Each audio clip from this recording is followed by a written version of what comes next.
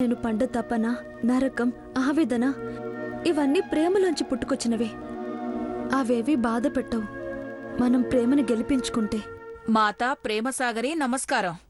ఏంటి అంట్లు తోముకునేదానికి ప్రేమ పాఠాలు నేర్పిస్తున్నావా ఐశ్వర్య మాచినేని? పార్వతి డౌట్ అడిగితే చెప్పానంటీ.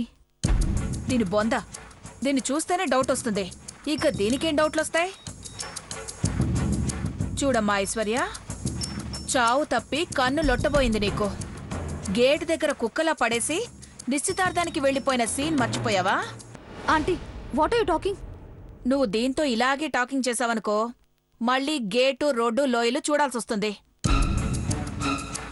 పార్వతికి జ్ఞానోదయం చేయబోయి నువ్వు ఎక్కడ మళ్ళీ ప్రాబ్లమ్స్ తెచ్చుకుంటావేమోనని నా భయం. అలాంటిదేం లేదా ఆంటీ. పార్వతి, కూల్.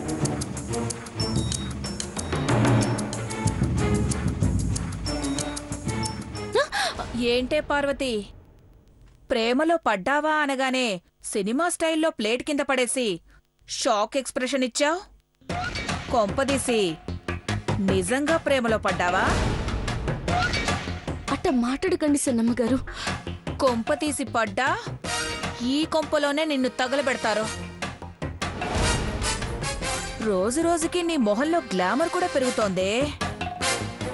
మనసులో ఆశలు పెరిగితే ఇక్కడ అందం, ఆనందం పెరుగుతాయి.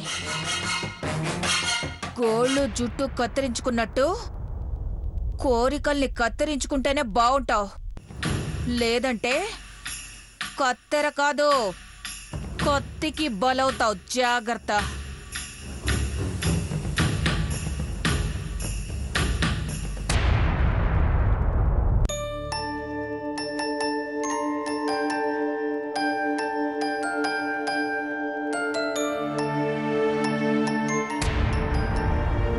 నువ్వు ప్రేమలో పడ్డావా?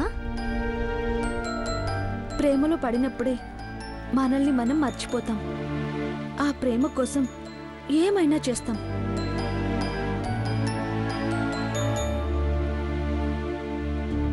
కేటి,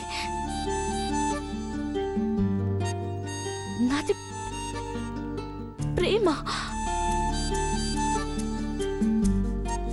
నేను ప్రేమలో పడ్డానా? దేవుడా, ఏటయ్యా ఇది?